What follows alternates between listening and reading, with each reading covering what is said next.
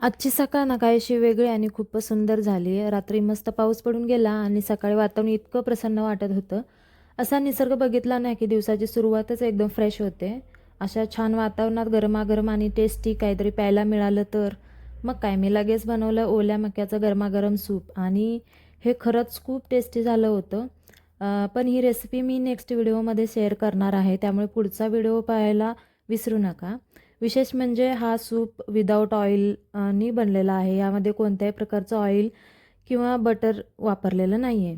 Soup पिऊन झाल्यावर आम्ही निघालो थोडे बाहेर, काही छोटी मोठी खरेदी करायची होती आणि आमच्यासोबत आद्या असेल तर शांतता कशी राहील.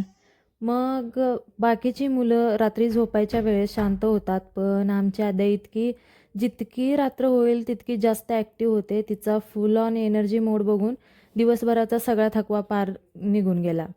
तर असा होता आमचा आजचा दिवस. हा व्लॉग तुम्हाला कसा वाटला मला कमेंट करून नक्की सांगा. व्हिडिओ आवडला असेल तर लाईक आणि